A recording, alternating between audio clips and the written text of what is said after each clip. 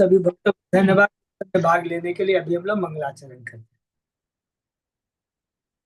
ओम अज्ञानतिमिरान्धस्य ज्ञानाञ्जन शलाकया चक्षुर्मीलितं येन तस्मै श्री गुरुवे नमः। श्री चैतन्य मनोभीष्टं स्थापितं येन भूतले स्वयं रूप कदा मह्यं ददाति स्वपदान्तिकं। वन्देऽहं श्री गुरु श्रीयुतपद कमलं श्री गुरु वैष्णवांच च श्रीरूपं साग्रजातं सहगण रघुनाथं वितं तं सजीवं स्वाधेतं सावधूतं परिजं सहितं कृष्ण चैतन्य देवं श्री राधा कृष्ण पादान सहगण ललिता श्री विशाखाभितांत च नम ओम विष्णुपादाय कृष्ण प्रेष्ठाय भूतले श्रीमते भक्ति वेदांत स्वामिन इति नामने। नमस्ते सारस्वती देवे गौरवाणी प्रचारिणे निर्विशेष शून्यवादी पाश्चात देश तारिणे वांछा कल्पतरुभ्यश्च कृपा सिन्धुभ्येव च पतितानां पावनेभ्यो वैष्णवेभ्यो नमो नमः। नमो महावदान्याय कृष्ण प्रेम प्रदायते कृष्णाय कृष्ण चैतन्य नामने गौरत्विषे नमः। हे कृष्ण करुणा सिंधु दीन बंधु जगतपते गोपेश गोपिका कांत राधा कांत नमस्तुते। तप्त कांचन गौरांगी राधे वृंदावनेश्वरी विश्वानुसुते देवी प्रणमामि हरिप्रिये।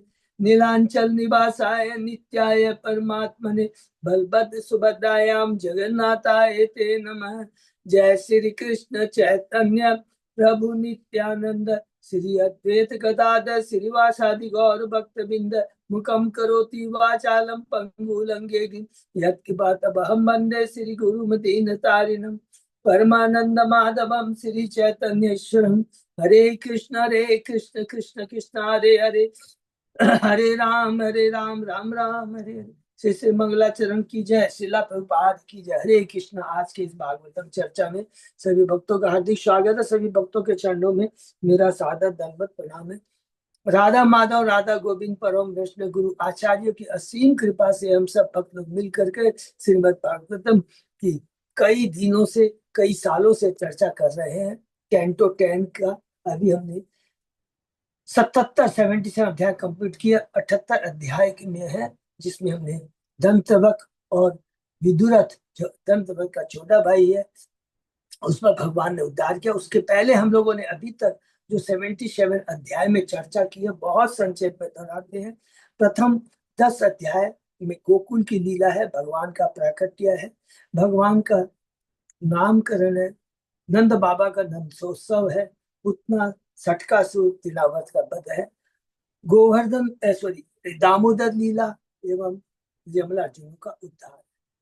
11वें अध्याय से लेकर करके अब भगवान करीब 4.5 साल से लेकर के 37 अध्याय में भगवान की वृंदावन की लीलाओं का वर्णन है, जिसके अंदर में हमने देखा कि किस प्रकार ब्रह्म विमोहन लीला सबसे पहले जैसे ही अगासुर का वध होता है। 12वें अध्याय में ब्रह्म विमोहन लीला है, बहुत सुंदर लीला है। 14 अध्याय में ब्रह्मा जी की स्तुति है। 16-17 अध्याय में किस प्रकार कालिया नाग पर भगवान कृपा करते हैं। 21वें अध्याय में गोपियां भगवान की वेणुगीत की प्रशंसा करती है। 24 से लेकर के 27 अध्याय में गोवर्धन लीला है, बहुत उत्तम है। 29 से लेकर के 33 अध्याय के अंदर में गोपियों का जो कि पूरे 10वें कैंटो के जो कि पूरा भगवान का मुख बिंद है उसका भी जो हृदय है एकदम मध्य वो है। 33 अध्याय 29 से लेकर करके 33 अध्याय तक के अंदर में गोपियों की दिव्य भक्ति है। भगवान की बांसुरी बजती है, गोपियां आती है, भगवान कहते हैं यहाँ क्यों आई हो, चली जाओ। कहते क्यों चली जाए, आप ही ने तो कहा है कि सर्वधर्मान परित्यज्य मामेकम शरणम व्रज। वो ये बहुत सुंदर श्लोक है गीता में। सर्वधर्मान परित्यज्य मामेकम। कृष्ण ही परम धर्म है, कृष्ण की भक्ति ही परम धर्म है। भगवान उनके संग रास लीला करते हैं। 33 अध्याय में बहुत सुंदर रास लीला कहते हैं गोपियों। 32 अध्याय में कहते हैं कि मैं तुम्हारे भक्ति का ऋण कभी नहीं चुका सकता। 36 अध्याय में सटकासुर सॉरी अरिष्टासुर का वध है, श्याम कुंड राधा कुंड का प्रकट है। 37 अध्याय में अंतिम जो अध्याय जिसमें भगवान ने केसी बोमासुर का वध किया है। 38 अध्याय में कंस भेज देता है अक्रूर को वृंदावन में कृष्ण बलराम को लाने के लिए बहुत सुंदर है कि 40 अध्याय में गोपियां कहती है तुम्हारा नाम तो अक्रूर नहीं क्रूर होना चाहिए। वो 40 अध्याय में अक्रूर की स्तुति है। 41 अध्याय में भगवान पहुंच गए हैं मथुरा। 42 अध्याय में भगवान ने यज्ञ का धनुष तोड़ा है। 43 अध्याय में हाथी का वध किया। 44 में कंस का वध करके कंस के अत्याचार से मथुरवासियों का उद्धार किया है। 45वें अध्याय में भगवान संदीपनि मुनि के आश्रम में जाते हैं और 64 दिन में 14 कला से। 46 अथवा 47 अध्याय बहुत विशेष है जिसमें भगवान उद्धव को भेजते हैं वृंदावन और गोपियों की भक्ति कैसे है वो उद्धव हम बताते हैं हम बद्ध जीवों को और कहते हैं मेरा अगला जन्म वृंदावन में घास के रूप में और गोपियों के चरण यदि मेरे पर पड़ते तो मेरा जीवन धन्य हो जाए। 49 अध्याय में भगवान अक्रूर को भेजते हैं हस्तिनापुर। माता कुंती से मिलते हैं, पांडव से मिलते हैं, सबसे मिलते हैं। हरि बोल। अब यहाँ पर भगवान की तैयारी है मथुरा से द्वारका जाने की। तो 50वें अध्याय में जरासंध के युद्ध के बारे में कि किस पर मथुरा पर 17 बार आक्रमण करता हार जाता है। उसके बाद भगवान को चूंकि जाना है द्वारका जाना है तो उस लीला में भगवान प्रकट करते हैं कि अरे 18वीं बार जब युद्ध करता है मैं हार गया हूँ। रण छोड़ भगवान की जय। 51 अध्याय में भगवान जाने के पहले द्वारका काल यवन और मुचकुंद पर बहुत तीव्र कृपा करते हैं। 52 अध्याय से शुरू होता है हमारी द्वारका की लीला। शुरू होती है रुक्मणी से। रुक्मणी का संदेश पाते हैं भगवान। 53 अध्याय में चले जाते हैं अपने परम भक्त पर कृपा करने के लिए अपहरण करते हैं। 54 अध्याय में भगवान आकर कर कर करके द्वारका में रुक्मणी के संग में वैदिक रीति से प्यार करते हैं। 55 अध्याय में जो हमने देखा बहुत सुंदर है कि जिसके अंदर में भगवान श्री कृष्ण के पुत्र प्रद्युम्न, कृष्ण और रुक्मणी के पुत्र प्रद्युम्न, और अभी वही प्रद्युम्न के जब मैं देखा किस प्रकार वो सालों से युद्ध करता है, यही प्रद्युम्न है। किस प्रकार संबर असुर से चंगुल से निकल के आता है द्वारका। भगवान 56 अध्याय में ब्याह करते हैं जामवंती सत्यभामा से। जामवंती है जामवंत की पुत्री, सत्यभामा है सत्यजीत की पुत्री। 58 अध्याय में भगवान और 5 पटरानियों से ब्याह करते हैं। 3 हो चुका है, 5 तो चौथी है कालिंदी, 5वीं है मित्रबंधा, 6ठी सत्या, 7वीं भद्रा और 8वीं लक्ष्मणा। और उसके बाद में 59 अध्याय में भगवान और नरकासुर को मारकर 16,108 रानी से ब्याह कर। 60वां अध्याय बहुत ही दिव्य है जिसमें रुक्मणी के साथ भगवान का परिहास है और उसके माध्यम से हमें दिव्य शिक्षा है कि जो भगवान का जो भक्त होता है वो बड़ा बुद्धिमान होता है, चतुर होता है, स्थिर बुद्धि वाला होता है। अपनी दृढ़ प्रतिज्ञा कि कृष्ण ही परम है, कृष्ण की भक्ति ही परम है, कृष्ण हमारे परम आश्रय है, उससे कभी भी विचलित नहीं होता है, जो कि रुक्मणी का। और भगवान उसको स्वीकार करते हैं, रुक्मणी मैं तो मजाक कर रहा था, तेरी भक्ति परम है और तू जो कह रही है वो सत्य है। 61 अध्याय में अब भगवान यहाँ पर धीरे धीरे कर करके जो हमारे जो भगवान से द्वेष करते हैं किस प्रकार भगवान एक एक करके कृपा करते हैं। सबसे पहले रुक्मी क्या बलराम जी वर्णन करते हैं। 62 अध्याय में 62 अध्याय में हमने देखा उषा और अनिरुद्ध के मिलन के बारे में। उषा किसकी पुत्री है? वाणासुर की पुत्री है। वाणासुर तो किस प्रकार भगवान के भक्त करते हैं। वाणासुर भगवान शिव का भक्त है। वाणासुर को न प्रहलाद महाराज की वंशज में आया हुआ है। तो भगवान कहते हैं कि हे शिव मुझे मालूम है वाणासुर का मैं वध नहीं करूंगा, मुझे मालूम है ये मेरे परम भक्त प्रहलाद की परंपरा से है। ये तो भगवान शिव लेके जाते हैं। देखिए प्रभु वाणासुर कौन है? आपके परम भक्त के वंशज से आता है। 64 अध्याय में राजा मृग की लीला है, किस प्रकार भगवान उस पर कृपा करते हैं क्योंकि भगवान के भक्त ने वचन दिया था, आशीर्वाद दिया था कि तुम्हें भगवान के दर्शन होंगे। 65 अध्याय में भगवान बलराम की वृंदावन की यात्रा है जिसमें तो यमुना के माध्यम से शिक्षा देते हैं कि भगवान के आदेश का पालन करना चाहिए, उनको भगवान के आदेश की अवहेलना नहीं करनी चाहिए। 67 अध्याय के अंदर में बलराम द्वारा त्रिविध 66 अध्याय में पौंड्रक के ऊपर भगवान की कृपा है, बहुत सुंदर है। पौंड्रक उसे सारूप्य मुक्ति भगवान प्रदान करते हैं, बलराम त्रिविध का वध करते हैं। 68 अध्याय सांब का विवाह है, जिसमें बलराम उन्हें शिक्षा देते हैं गुरु के चरणों में कभी भी अपराध नहीं हो चाहते। बलराम जी आदि गुरु है, बलराम जी सेवक विग्रह है, और कृष्ण भगवान सभ्य विग्रह है। सभ्य भगवान है, सभ्य भगवान बोलेंगे, और बलराम जी सेवक भगवान है। कृष्ण बलराम में कोई अंतर नहीं है, उनका विस्तार है, जो सिखाते हैं कि किस प्रकार हमें भगवान की सेवा करनी चाहिए। तो दुर्योधन अपराध करता है, उसकी पुत्री लक्ष्मणा के संग सांब सांब जब उनका अपहरण करता है, तो भगवान, तो दुर्योधन बलराम जो होता है, अरे मूर्ख, ये तुम्हारे पे बहुत बड़ी कृपा है दुर्योधन की, तेरी पुत्री भगवान के पुत्र से उसका ब्याह हो रहा है। हरि बोल। उसको समझ में आता है, इस प्रकार भगवान दुर्योधन पर कृपा करते हैं। 69 अध्याय से एक थोड़ा पड़ाव चेंज होता है, बहुत सुंदर है कि अब यहाँ पर नारद जी आते हैं द्वारका में, और भगवान के दिव्य ऐश्वर्य को प्रकट करते हैं कि 16,108 रानियों के संग भगवान एक ही समय में किस प्रकार गृहस्थ आश्रम में रहकर जीवन यापन करते हैं। कृष्ण को केंद्र में अपनी ही पूजा करते हैं, सबको याद है ना, सुबह उठते हैं अपनी ही पूजा करते हैं, भगवान उसके माध्यम से सिखाते हैं कि भगवान को केंद्र में रखे पूजा की।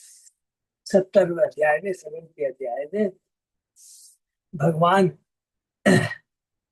जब ब्राह्मण आता है कैदी राजाओं के बिहाफ में कि उनको कि उन पर कृपा करे, और इधर नारद जी आते हैं राजस्व यज्ञ करने वाले हैं, आपके परम भक्त युधिष्ठिर, तो भगवान थोड़ा सा अपने को दिखाते हैं, मैं भ्रमित हो गया हूँ, और उद्धव को कहते हैं क्या करना चाहिए। तब उद्धव उन्हें बहुत सुंदर बताता है कि अगर आप जरासंध का वध करते हैं, दिग्विजय प्राप्त करते हैं, तो उससे आपको धन मिलेगा, उस धन से आप राष्ट्रीय यज्ञ युधिष्ठिर राष्ट्रीय यज्ञ कर सकते हैं।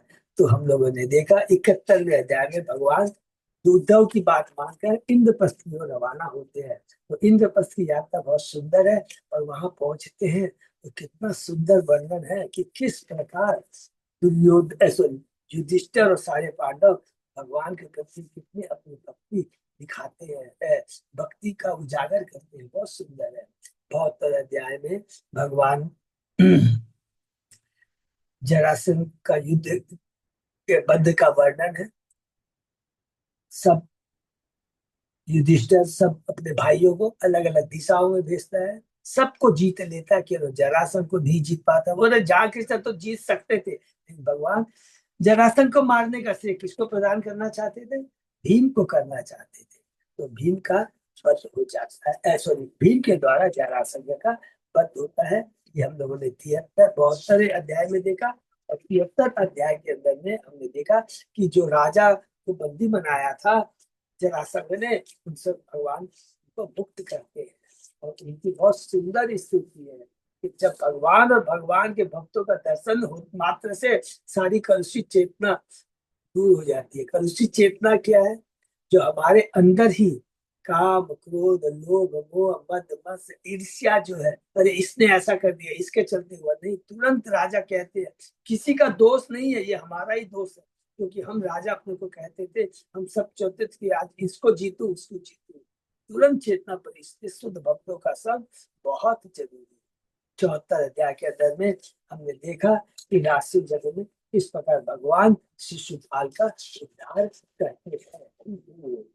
बहुत सुंदर है 74 अध्याय में कि अग्र पूजा में भगवान का नाम रिकमेंड किया जाता है, लेकिन शिशुपाल उसका विरोध करता है, तो भगवान के प्रति अपशब्द यूज करता है, और भगवान अपने सुदर्शन चक्र से उसका वध कर देते हैं, और उसके एक ज्योति निकलती है जो भगवान के अंदर में चली जाती है। अर्थात ये याद रखना, कभी ऐसे बहुत लोग बोलते हैं अरे उसको सायुज्य मुक्ति नहीं, अरे वो तो भगवान के हृदय से होती, वे भगवान के बैकुंठ लोग चले जाते हैं। क्योंकि भगवान के भक्त है। भगवान का जो शुद्ध भक्त होता है उसको साईं मुक्ति का तो सवाल ही नहीं होता है, ये याद रखें। भगवान का भक्त का तो स्थान बैकुंठ गोलोक धाम है। 75 अध्याय में हमने देखा कि दुर्योधन का मान मर्दन है, बहुत सुंदर है, लीला है, लेकिन इसमें भगवान उसको सपोर्ट करते हैं, क्योंकि भगवान को उसको उकसाना है, उसको उकसाना है। और वो उसके चलते वो बदला लेना चाहेगा पांडवों से। और तब कुरुक्षेत्र की भूमिका तैयार होती है। कुरुक्षेत्र की भूमिका समझ लीजिए यही से तैयार हो जाती है, दुर्योधन के मान मर्दन से। 76 अध्याय में भगवान ने अब आगे, जब साल्व ने देखा कि उसका मित्र शिशुपाल मारा गया है, सॉरी जरासंध मारा गया है, रुक्मी मारा गया है, ये सब एक ग्रुप के है ना। हमने पढ़ा था, कहाँ पढ़ा था ये चीज, कि जब रुक्मणी का ब्याह होने वाला रहता है तो रुक्मी ने सबको बुलाया था, साल्व, जरासंध, दंतवक, सबको वहां बुलाया था। अब उन्हीं का धीरे धीरे से भगवान उद्धार कर रहे हैं। तो 76 अध्याय में साल्व का मथुरा सॉरी द्वारका पर आक्रमण है। प्रद्युम्न बहुत साहसिक युद्ध करते हैं, लेकिन भगवान की लीला है कि वो थोड़ा सा घायल हो जाता है।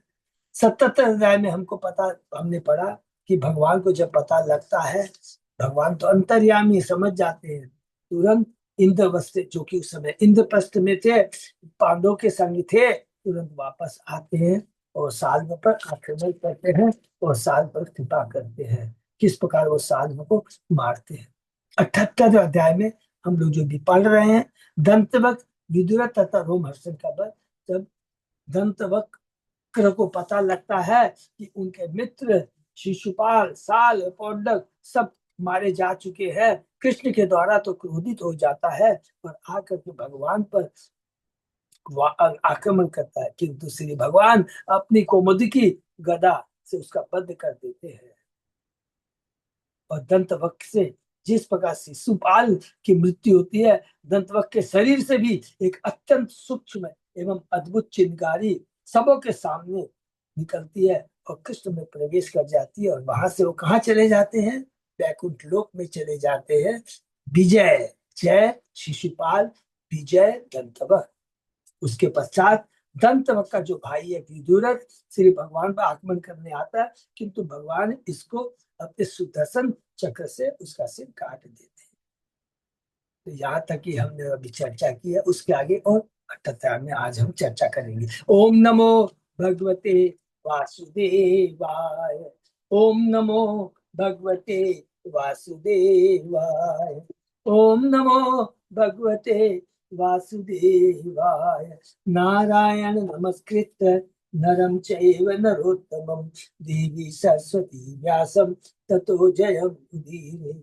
नष्टायेषु अभद्रेषु नित्यं भागवत सेवया भगवती उत्तम श्लोके भक्ति भवति नैष्ठिकी। कृष्णाय वासुदेवाय देवकी नंदनाय च नंद गोप कुमाराय गोविंदाय नमो नमः। आराधयो भगवान ब्रजेश तनय ततदाम वृंदावनम रमया काचिदुपासना ब्रजवधूवर्गेण कल्पिता। श्रीमद्भागवतम प्रमाणम अमलम प्रेमा पुमर्तो महान। श्री चैतन्य महाप्रभो मतम इदम तत्आदरो न पर। हरे कृष्ण कृष्ण कृष्ण हरे हरे, हरे राम राम राम हरे हरे। कैंटो 10 अध्याय 70 श्लोक नंबर 13 है। बहुत बहुत धन्यवाद अच्युत अजय दास भाई। तो 13 से शुरू करेंगे। Thank you. ओके।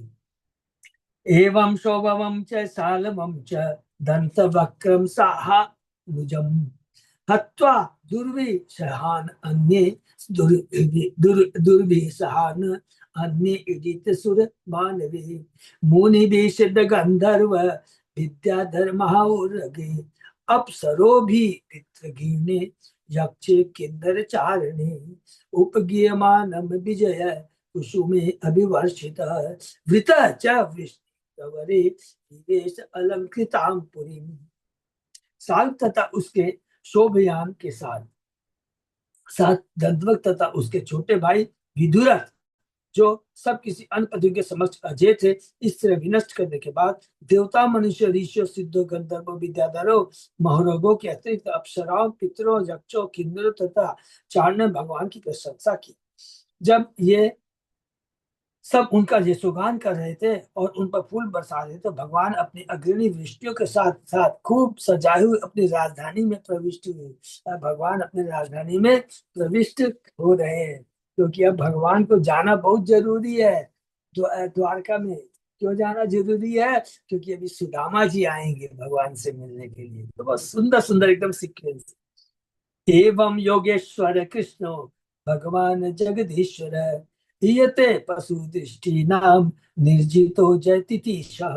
इस समस्त योग शक्ति के स्वामी योगेश्वर तथा ब्रह्मांड के स्वामी भगवान कृष्ण सदैव विजयी होते हैं। एकमात्र पार्श्विक दृष्टि वाले यह सोचते हैं कि कभी कभी उनकी हार होती है। जो मूर्ख होता है, तो भगवान तो हारने की लीला करते हैं, रण छोड़ के लीला करते हैं। भगवान सोचते हैं मूर्ख लोग कि जरासंध सोचता है कि भगवान हार गए, तभी तो भगवान, उसकी बुद्धि कब खराब होती है हमने पढ़ा है ना। जब भगवान ब्राह्मण का वेश बन के भीम और अर्जुन के संग जाते हैं, और जब उसको पता लग जाता है ये एक्चुअल में ब्राह्मण नहीं क्षत्रिय है, तो भगवान खुल के बोलते हैं कि तुम्हारे से हम लोग युद्ध करना चाहते हैं। तो क्या बोलता है? अरे तुम तो रण छोड़ भागोड़ा है, भगोड़ा, तू तो हार गया था। इस तरह की मूर्ख की बातें किया था जरासंध ने। श्री विश्वनाथ चक्रवर्ती ठाकुर ने श्री भागवत के इस अनुभाग की विस्तृत व्याख्या की है, जो निम्नवत हरि बोल। ये देखो कितना, एक श्लोक की कितनी बड़ी व्याख्या, हरि बोल, कि भगवान कभी हारते, भगवान तो अजय है, शक्तिमान है, सब शक्ति। तो पद्म पुराण से तो थोड़ा पढ़ लेते हैं इसको। दंत वक्र के विषय में पद्म पुराण के उत्तरखंड में निम्नलिखित गद्यांश में विस्तृत जानकारी पाई जाती है। अथ शिशुपालम निहतम श्रुत्वा दंत वक्र कृष्णेन स योद्धुम मथुराम आजगाम। कृष्णस्तु तत्श्रुत्वा रथमारूह्य मथुराम आये। तब यह सुनकर कि शिशुपाल मारा गया, दंतवक्र कृष्ण के विरुद्ध लड़ने मथुरा गया। अतः जब कृष्ण ने यह सुना, तो वे अपने रथ पर सवार होकर मथुरा गए। तयोर दंत वक्र वासुदेवयोर रात्रम मथुरा द्वारी संग्राम संवर्तत कृष्णस्तु गदया तम जगान।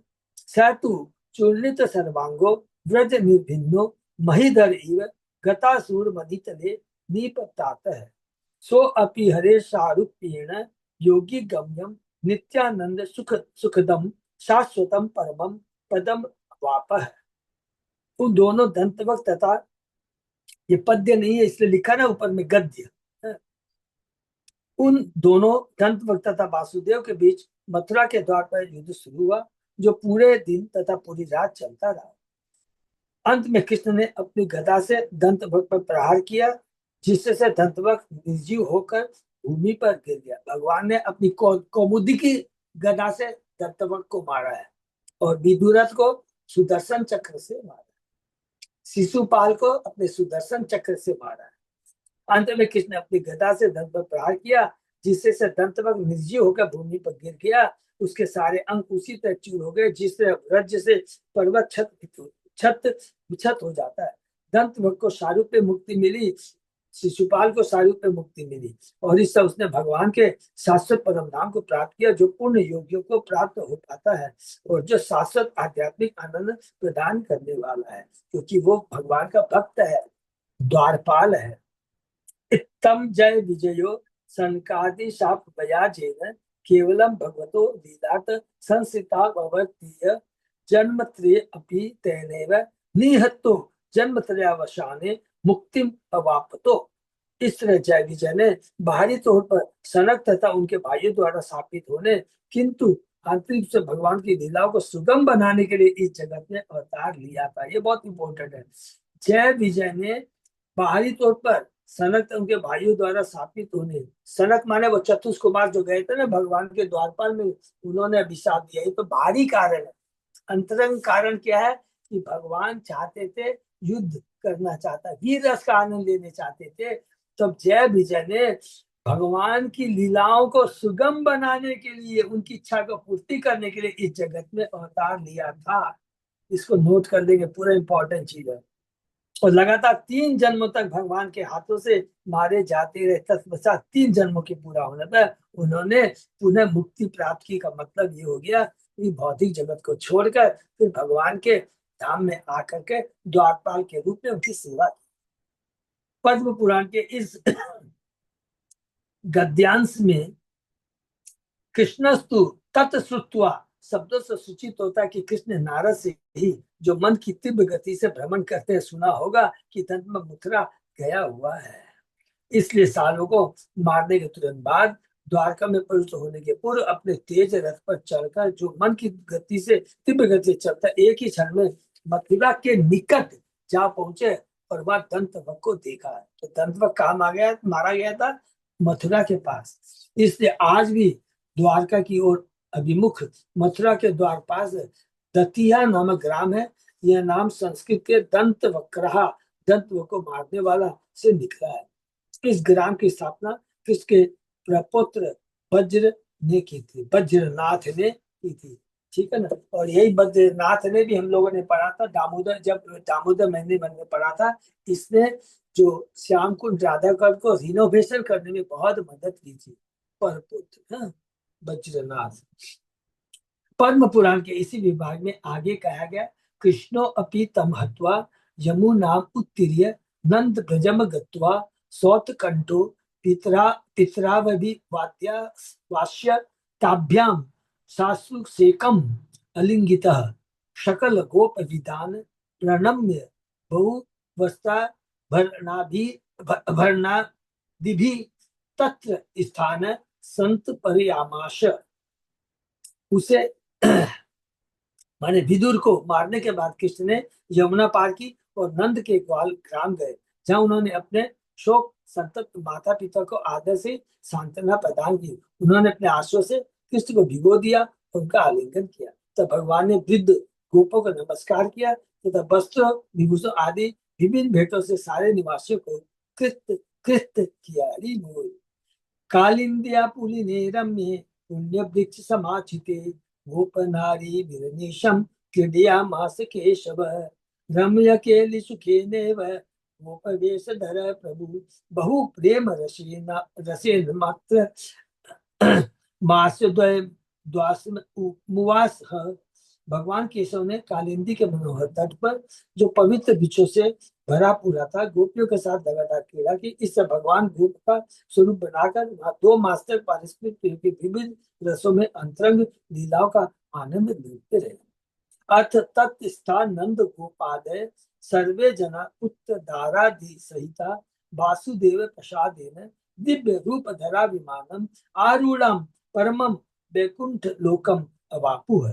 कृष्णस्तु नंद गोप ब्रजोकशाम सर्वेशाम निरामयम स्वपदम दत्वा दिवि देवगणे संत्यूयमानो द्वारावतो विदेश। तब भगवान वासुदेव की कृपा से नंद तथा उस स्थान के अनुसारे वासियों ने अपने बच्चों और पत्नियों सहित अपने नित्य आध्यात्मिक स्वरूप धारण किए, देवी विमान में चढ़े और परम वैकुंठ लोक गोकुल वृंदावन चले गए। किंतु भगवान कृष्ण नंद गोप तथा ब्रज के अन्य वासियों को अपना दिव्य धाम, जो सभी प्रकार के रोगों से लेकर प्रदान करने के बाद आकाश में से यात्रा करके द्वारका लौट आए, जबकि देवतागण उनकी स्तुति कर रहे थे। देखिए कितना सुंदर सुंदर चीजें लिखा हुआ है। श्री रूप गोस्वामी ने लघु भगवतामृत में इस गद्यांश की निम्नलिखित टीका की है। ब्रजेशादेर संसभूता ये दोनाद्य अवातरण कृष्ण स्थान एवं वैकुंठे प्राहि नोतिति साम प्रथम प्रेष्ठेभ्यो अपि प्रियतमे जने गोकुलवासी भी वृंदारण्ये सदैवासो विहारम कुरुते हरि। चूंकि द्रोण तथा अन्य देवता पहले ब्रजराज तथा वृंदावन के अन्य भक्तों में विवांसों के रूप में लीन होने के लिए पृथ्वी पर अवतरित द्रोण और धरा अवतरित हुए थे। इस बार भगवान कृष्ण ने इन्हीं देव अंशों को वैकुंठ भेजा। भगवान कृष्ण वृंदावन में अपने गोकुल निवासी घनिष्ठ भक्तों के साथ निरंतर लीलाओं का आनंद भूगते हैं। ये लोग उन्हें अपने अन्य प्रिय भक्तों से भी बढ़कर प्रिय है। पद्म पुराण के गद्यांश में ये हम लोग 11 कैंटो के अंदर में भी इस चीज को हम लोग पढ़ेंगे, है? कि जब भगवान अब प्रकट होने वाले रहते हैं तो कैसे कैसे एक एक चीज का वर्णन है कि जितने भी द्वारका में थे, जो भगवान के नित्य धाम से आए थे, कौन देवलोक से आए थे, अलग अलग कौन बैकुंठ से आए थे, सबका वर्णन है। और लीला के भगवान कैसे कैसे उनको अलग अलग जगह भेज देते हैं। पद्म पुराण के गद्यांश में नंद गोपादय सर्वे जना पुत्र दारादि सहिता, नंद गोप और अन्य में उनकी संतान व पत्नियां सम्मिलित में पुत्र शब्द सूचक है कृष्ण, श्री धामा तथा सुबल जैसे पुत्रों का, और दारा शब्द यशोदा तथा राधा रानी की माता कीर्तिदा जैसी पत्नियों का द्योतक है। हरि बोल। सर्वे जना सब व्यक्ति, पद ब्रज जनपद में रहने वाले हर व्यक्ति का द्योतक है। इस तरह वे सभी सर्वोच्च बैकुंठ लोग गोलोक गए, बैकुंठ लोग गए, गोलोक गए। दिव्य रूप धरा पद सूचित करता है कि गोलोक में वे देवोचित लीलाओं में लगे रहते हैं, गोकुल की जैसी मानवोचित लीलाओं में नहीं। जिस तरह भगवान रामचंद्र के राजलीला के समय सारे अयोध्यावासी शहर से बैकुंठ ले जाए गए थे, उसी तरह कृष्ण के इस राजलीला में ब्रज के वासी गोलोक गए। द्वारका से ब्रज तक की कृष्ण की यात्रा की पुष्टि श्रीमद भागवतम के इस अंश से होती है, कैंटो 1 के 11वें अध्याय में। यही अम्बुज अक्ष अपसरार हो भवान कुरुन मधुन वात सुहृद दिदीक्षया तत्र अब्द कोटि प्रतिमह छन्नो भवे। हे कमल नयन भगवान, अब भी आप अपने मित्रों तथा संबंधियों से भेंट करने मथुरा वृंदावन या हस्तिनापुर चले जाते हैं तो आपकी अनुभूति का हर क्षण लाख वर्षों का प्रतीत होता है। कौन कहता है? सबको याद है ना 11वें भगवान सबसे पहले 10वें अध्याय में हस्तिनापुर की स्त्रियों पर आशीर्वाद दे करके जब भगवान द्वारका वापस जाते हैं तब उनकी पत्नियां वहां के द्वारका वासी कहते हैं। जब से बलदेव ब्रज गए थे तभी से भगवान कृष्ण ब्रज जाकर अपने मित्रता संबंधियों से भेंट करने की इच्छा मन में सजोए थे, लेकिन द्वारका स्थित उनके माता पिता तथा अन्य वृद्ध जन उन्हें अनुमति देने से इनकार कर रहे। किंतु अब साल्व को मारने के बाद जब कृष्ण ने नारद से सुना कि धर्मवर मथुरा गया है तो द्वारका में प्रवेश करने के पूर्व शीघ्र मथुरा जाने से कोई उन्हें मना नहीं कर सकता, और दंतव को मारने के बाद उन्हें ब्रज में रह रहे मित्रों तथा संबंधियों से भेंट करने का अवसर भी प्राप्त होगा। ये देखिए कितनी सुंदर पद पुराण से मिला, ये चीज मालूम नहीं था, यहाँ श्लोकों में नहीं कि भगवान दंतवक को मथुरा के पास मारे तो वहां के मथुरा वासियों से मिले थे। इस तरह सोचकर इन गोपियों के प्रति उद्धव के द्वारा इनके 3 शब्दों गायंती ते विशद कर्म का स्मरण करके वे वहां के निवासियों के विरह भाव को दूर करने के लिए ब्रज गए। वे वृंदावन में 2 मास तक उसी तरह आनंद पूर्व है जिस तरह कंस को मारने के लिए मथुरा जाने के पूर्व रहे थे। तब 2 मास के बाद अपने माता पिता संबंधियों मित्रों के दैविक भागों को बैकुंठ ले जाकर संसार के नर से उनकी ब्रज लीलाएं समेट ली। हरि बोल। इस तरह एक लोक के पूर्ण प्राकट्य में वे गोलोक गए, दूसरे में वे भौतिक आंखों से अदृश्य होकर ब्रज में निरंतर आनंद लूटते रहे, और उनके आगे वाले लोक में वे अपने रथ पर चढ़कर अकेले ही द्वारका लौट आए।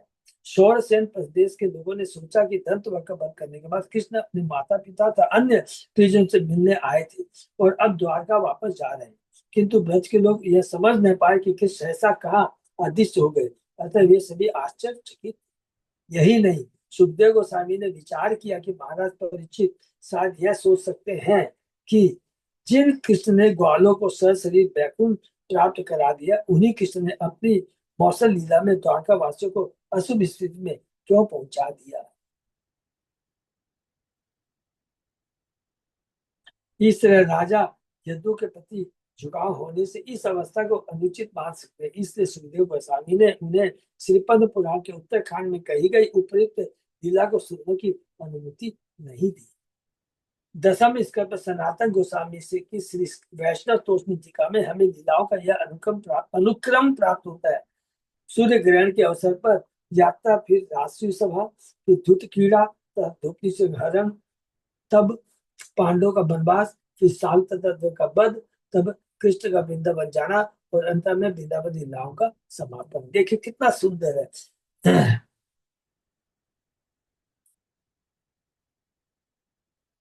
तो यहाँ पे ये नीलगा पांडवों का वनवास और उसके बाद में साल भर का वध तथा उसके बाद में कुरुक्षेत्र का युद्ध। सुत्वा युद्धो उद्यमम राम कुरु राम स पांडवे तीर्थ अभिषेक व्याजेन मध्यस्थ प्रययो किला। तब बलराम जी ने सुना कि कुरुगण पांडवों के साथ युद्ध की तैयारी कर रहे हैं। हरि बोल। तटस्थ होने के कारण वे तीर्थ स्थानों में स्नान के लिए जाने का बहाना करके वहां से कूच कर गए। अब यहाँ पर सब मारे गए हैं, केवल एक बाकी रह गया, दुर्योधन। तो और खुद ही मूर्ख कुरुगण बने, कुरु बने दुर्योधन, सब मिल कर करके पांडव युद्ध करने की तैयारी कर रहे हैं। तो चूंकि बलराम जी बलराम जी इसमें नहीं फंसना चाहते। ये सब लीला है, पूरी सबकी लीला है, क्योंकि भगवान जानते हैं, बलराम जानते हैं कि अब कृष्ण क्यों आए हैं। भगवान बलराम तो भगवान की जो सारी इच्छाएं हैं, जो भी उनका कार्य है, उसको पूरा करने में मदद करने के लिए आए हैं। इसलिए वो वहां से चले जाते हैं, क्योंकि बलराम ने दुर्योधन को गदा की शिक्षा सिखाई थी, उनके गुरु हैं। बलराम को युद्ध से दोनों ही प्रिय थे, मतलब विषम स्थिति से बचने के लिए वे चले गए।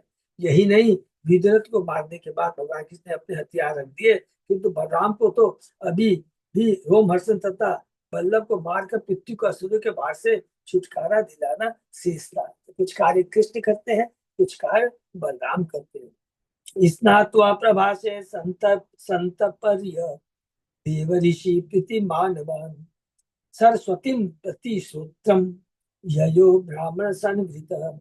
प्रभास में स्नान करके तथा देवताओं, ऋषियों, पितरों एवं प्रमुख व्यक्तियों का सम्मान करने के बाद वे ब्राह्मणों को साथ लेकर सरस्वती के उस भाग में गए जो पश्चिम में समुद्र की ओर बहती है। कौन? बलराम जी। ऋतु उदकम बिंदुशर त्रित कूपम सुदर्शनम विशालम ब्रह्मतीर्थम च चक्रम प्राचीन सरस्वती यमुनाम यानी एव गंगा गंगाम अनुच भारत जगाम नेमिषम यत्र ऋषय सत्र माश्यते। बलराम जी ने चौड़े बिंदु सरोवर, ऋतकूप, सुदर्शन, विशाल ब्रह्मतीर्थ, चक्रतीर्थ तथा पूर्व वाहिनी सरस्वती को देखा। हे भारत, ये यमुना तथा गंगा नदियों के तटवर्ती सारे तीर्थ स्थानों में गए और तब वे नेमिषरण आए या ऋषिगण बृहद यज्ञ सत्र संपन्न कर रहे थे। तमागतम अभिप्रेत्य मुनियो दीर्घ सत्रिणः अभिनंद्य यथा न्यायम प्रण प्रण प्रणमयो उत्थाय चार चयन। भगवान के आगमन पर उन्हें पहचान कर दीर्घ काल से यज्ञ कर रहे मुनियों ने खड़े होकर नमस्कार करके तथा उनकी पूजा करके समुचित ढंग से उनका सत्कार किया, खाली एक जन को छोड़कर। सो अर्चित से परिवार कृता कृताशन परिग्रह रोमहर्षणम आशीनम महारिषे शिष्यम एक क्षत। अपनी टोली समेत इस प्रकार पूजित होकर भगवान ने सम्मान आसन ग्रहण किया। तब उन्होंने देखा कि व्यास देव का शिष्य रोमहर्षण खड़ा होकर खाली बैठा हुआ है, बैठा ही रहा था। तो ये बहुत बड़ी शिक्षा है। हमेशा देखिए आदि गुरु क्या सिखाते हैं, बहुत बड़ी शिक्षा है, पढ़ते हैं। अप्रत्युत्ता ये नमसूतम अकृत प्रवहन अंजिलम अध्याशिनम च तान विप्रान चूकोप उदीक्ष्य माधव। श्री बलराम यह देख अत्यंत क्रुद्ध हुए कि शुद्ध जाति का यह सदस्य किस तरह उठकर खड़े होने, नमस्कार करने या हाथ जोड़ने में असफल रहा है और किस समस्त विद्वान ब्राह्मणों से ऊपर बैठा हुआ है। रोमहर्षण ने वरिष्ठ पुरुष का स्वागत करने की आदर्श विधियों में से किसी के द्वारा बलराम जी का सत्कार नहीं किया। साथ ही निम्न जाति का होने पर भी वह उच्च ब्राह्मण की सभा में ऊंचे आसन पर बैठा था। इसको हम लोग डिस्कस करते हैं इस श्लोक के बाद। यस्मात् असो ईमान विप्र अध्यासते प्रतिलोमज धर्म पालन तथा एव अस्मान वद्धम अर्हति दुर्मति। बलराम ने कहा चूंकि अनुचित रीति से संकर विवाह से उत्पन्न ये मूर्ख इन सारे ब्राह्मण से ऊपर बैठा और मुझ धर्म रक्षक से भी ऊपर, इसलिए वह मृत्यु का पात्र है कि एक परम भगवान भगवान आए हैं उसका आदर। इसलिए हम लोगों को हमेशा याद रखना चाहिए कि जब गुरु महाराज कोई भी आता है, ऐसे नहीं कि मैं तो गया नहीं, उनका खड़े होकर के सम्मान करना चाहिए। ऋषे भगवतो भूत्वा शिष्यो शिष्यो आदित्य बहुनी च शे इतिहास पुराणानि धर्म शास्त्राणि सर्वशः अदान्तस्य अविनीतस्य वृथा पंडित मानिन न गुणाय भवन्ति स्म न तस्य इव अजितात्मन। यद्यपि वह दिव्य मुनि व्यास का शिष्य है और उसने अनेक शास्त्रों को भलीभांति सीखा है जिसमें धार्मिक कर्तव्यों की संहिताएं इतिहास तथा पुराण, किंतु इस सारे अध्ययन से उसमें सद्गुण उत्पन्न नहीं हुए। प्रत्युत उसका शास्त्र अध्ययन उस नट के द्वारा अपना अंश अध्ययन करने की तरह, क्योंकि वह न तो आत्मसंज्ञ न विनीत है, वह व्यर्थ विद्वान होने का स्वांग रचता है, यदि भी अपने मन को जीत सकने में विफल रहा। हरि बोल। केवल ज्ञान से कुछ नहीं होता है, ज्ञान और भक्ति में फर्क होता है। भक्ति तब आती है जब सदगुरु का आश्रय लेकर के उसका पालन करता है, नहीं तो केवल काली या विद्वान होने का स्वांग रचता है। कोई यह तर्क कर सकता है कि रोमहर्षण ने बलराम को न पहचानने की निर्दोष भूल की, किंतु ऐसे तर्क का निराकरण बलराम द्वारा की गई तीखी आलोचना से हो जाता है। तो निर्दोष ही था, समझ लीजिए। भगवान एक धर्म सत्य की बात स्थापित करना चाहते हैं, इससे पता लग जाएगा। लोगों ने कहा अरे आपने रोमहर्षण तो भक्त था, तो भगवान तो सिखाना चाहते हैं कि देखो गुरु का हमेशा सम्मान करना चाहिए। और उसके बाद में भगवान सारी शक्ति ये जो है रोमहर्षण की उसके पुत्र सुत गोस्वामी को देते हैं। वो जो नैमिषारण्य में ऋषियों को भागवतम सुनाते हैं, और जिसने भागवतम सुखदेव गोस्वामी से सुनी थी। इसलिए भगवान की लीला अपरंपार है। ये ततर्तो ही लोके अस्मिन् अवतारो मया कृत वद्या में धर्म ध्वजिन ध्वजिनते ही पातकिनो अधिका। इस संसार में मेरे अवतार का उद्देश्य ही यही है कि ऐसे बनावटी लोगों का वध किया जाए जो धार्मिक बनने का स्वांग रचते हैं, जिनको शास्त्रों के बारे में नहीं है, गुरु की किस प्रकार भक्ति करनी चाहिए, भगवान की कैसे भक्ति करनी है, भगवान का कैसे आदर करना चाहिए।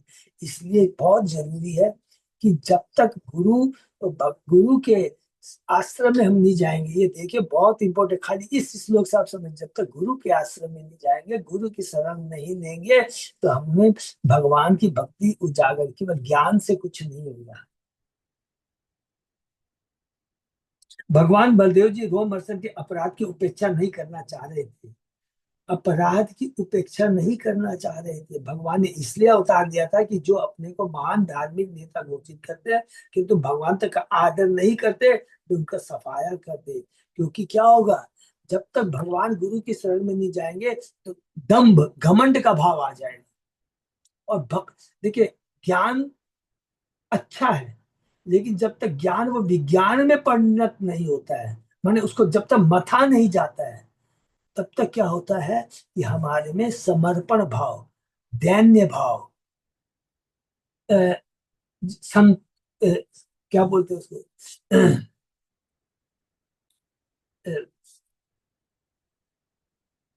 तीनादपि शून्य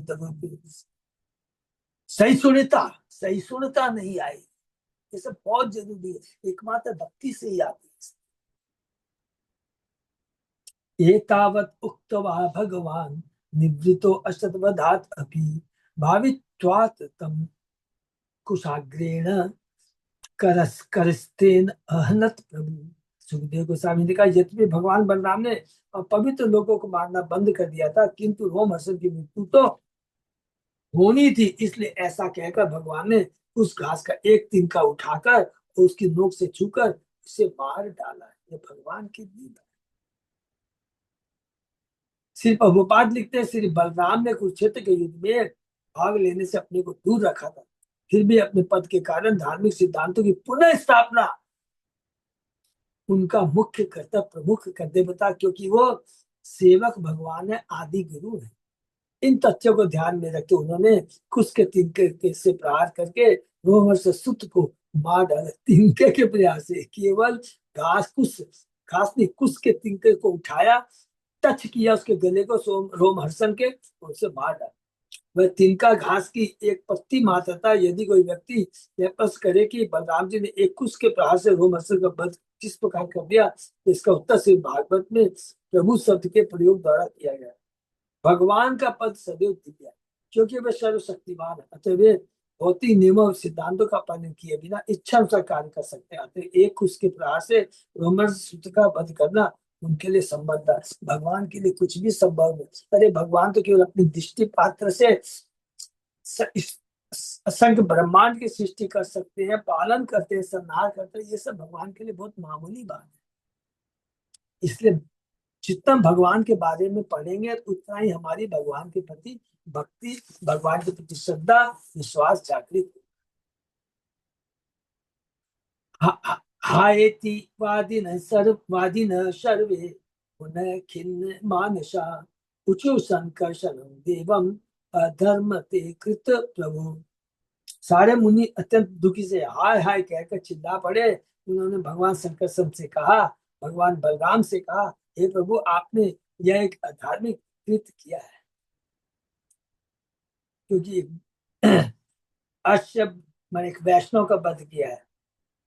अश्य ब्रह्म आसनम दत्तम अस्माभिः यदुनंदन आयुष्य आत्म अकल अकल अकलमम अकल अल अकलमम तावत यावत सत्यम समाप्यते।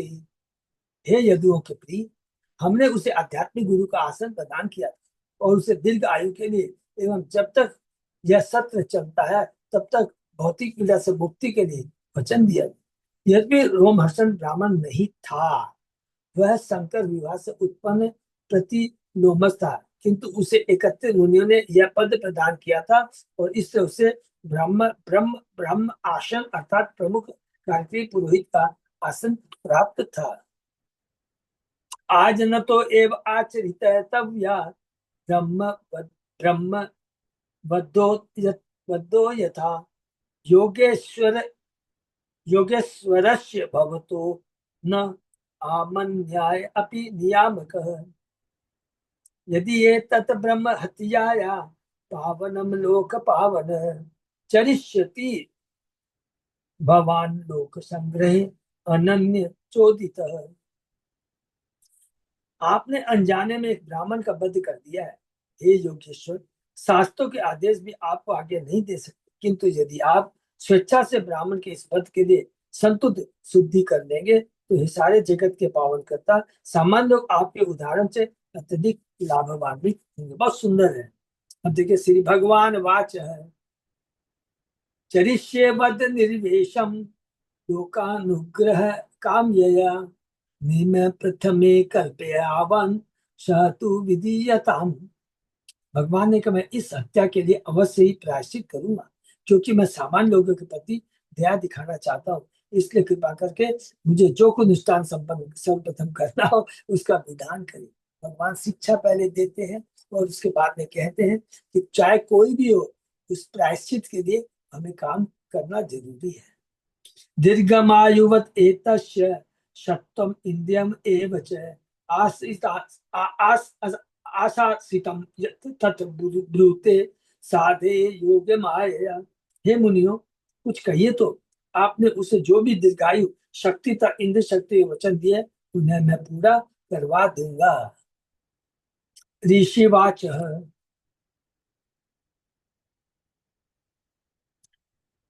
अस्त्रस्य तव वीरस्य मृत्यु अस्माकम एव च यथा भवेत वच सत्यम तथा राम विधीयताम।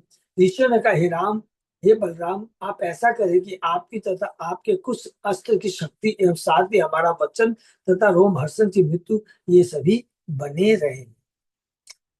श्री भगवान वाच, बलराम जी ने कहा, आत्मा वे पुत्र उत्पन्न इति वेद अनुशासनम तस्मात् अस्य भवेत वक्ता आयु इंद्रिय सत्ववान। भगवान ने कहा, वेद हमें उपदेश देते हैं कि मनुष्य की आत्मा ही पुत्र रूप में पुनः जन्म लेती है, इसलिए रोमहर्षण का पुत्र पुराणों का वक्ता बने और वह दीर्घायु प्रबल इंद्रियों तथा बल से युक्त हो। हरि बोल। श्री सिद्धार्थ स्वामी ने बलराम जी द्वारा बतलाए गए सिद्धांत की व्याख्या के लिए निम्नलिखित वैदिक श्लोक उद्धृत किया है। अंगात अंगात संभवसी हृदयात अभिजायसे आत्मा वे पुत्र नामाशी संजीव सर्द शतम। तुमने मेरे विविध अंगों से जन्म लिया और मेरे हृदय से उत्पन्न हो। तुम मेरे पुत्र के रूप में मेरे आत्मा हो। तुम 100 शरद ऋतुओं तक जीवित हो। यह श्लोक सतपथ ब्राह्मण में तथा उपनिषद में आया है कि वही जितना भी उनके गुण रोम हर्षण के सारे सुत गोस्वामी के अंदर में आएंगे। सुत ये कृपा किम व काम मुनि श्रेष्ठा रूता हम कर्माणि अजानतः तु अपचितिम यथा में चिंतयताम उदा। हे मुनि श्रेष्ठो, आप मुझे अपनी इच्छा बतला दे, मैं उसे अवश्य पूरा करूंगा। और ये बुद्धिमान आत्माओं मेरे लिए समुचित प्रायश्चित का भली भांति निर्धारण कर दे, क्योंकि मैं यह नहीं जानता कि वह क्या हो सकता है। भगवान बना योग्य ब्राह्मणों के समझ विनीत बनकर, माने अनजान बनकर आम जनता के लिए पक्का उदाहरण प्रस्तुत कर रहे हैं। ऋषिवाच है, तिलवलस्य सुतोद्घोरो वल्लवो नाम दानव सदुष्यति न शस्त्रवेत्य पर्वणि पर्वणि।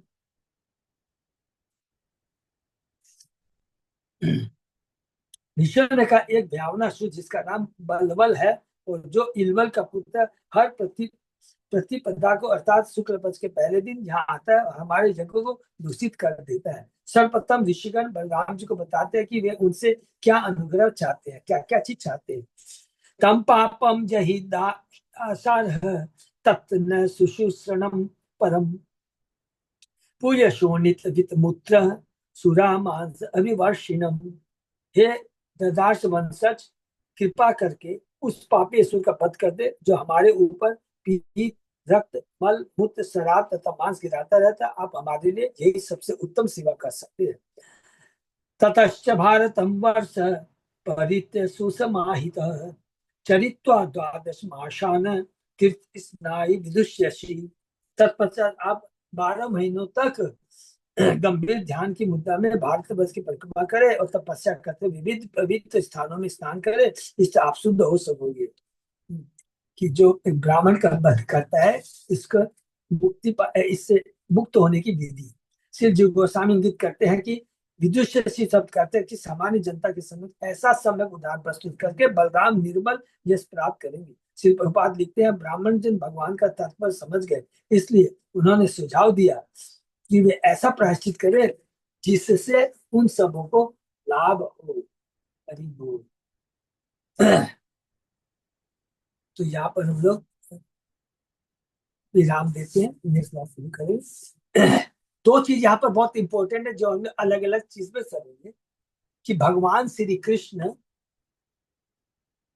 लीला करने आए हैं और जब अप्रकट अपनी लीला करने जा रहे हैं, ये हम लोग 11 कैंटो में बहुत डिटेल में पढ़ेंगे। बहुत सुंदर है कि भगवान लीला करने के पहले जितने भी सब जो ये सबको याद है ना कि जब कैंटो 10 शुरू हुआ था तो भगवान श्री कृष्ण अवतार लेते हैं अपने सारे अवतारों को लेकर और सारे देवताओं को लेकर के, नित्य पार्षदों को लेकर करके आते हैं।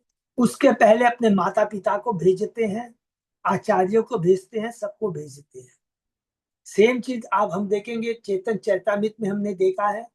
चेतन महाप्रभु आने के पहले उन्होंने अपनी माता सची, अपने पिता जगन्नाथ, अद्वैताचार्य, बलराम सब आते हैं भगवान के लिए, क्योंकि ये स्वयं भगवान है।